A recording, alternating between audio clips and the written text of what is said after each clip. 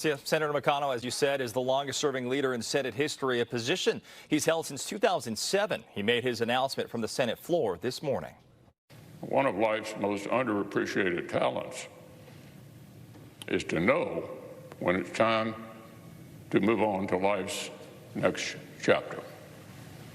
So I stand before you today, Mr. President, and my colleagues, to say this will be my last term as Republican leader of the Senate.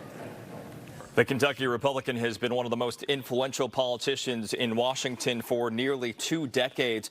In part, he denied former President Obama's effort to fill a vacant Supreme Court seat, then helped move through 3 high court justices under then-President Trump.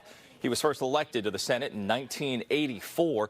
His decision also marks a continued shift of his party towards Mr. Trump. Tuesday, Congress's 4 top leaders, including McConnell, met with President Biden, where McConnell pressed House Speaker Mike Johnson to pass military aid for Ukraine. McConnell faces major opposition from his own party in that regard, taking their cue from Trump. McConnell acknowledged those differences today.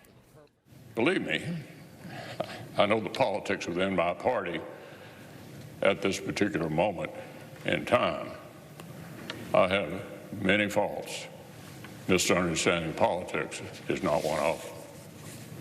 That said, I believe more strongly than ever that America's global leadership is essential to preserving the shining city on a hill. McConnell's decision does not come as a surprise. The 82-year-old took a serious fall last year, which resulted in a concussion and broken rib. He also appeared to freeze in front of reporters twice last year. McConnell said the recent death of a close relative caused some introspection. He said he will serve out his term, which ends in January 2027.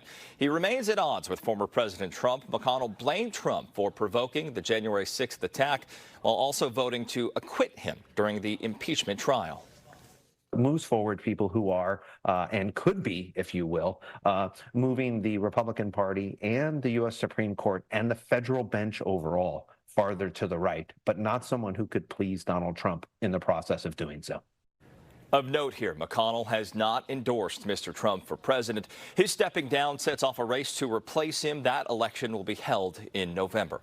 Reporting live in the newsroom, Greg Lee, KTVU, Fox 2 News. Greg Lee, thank you.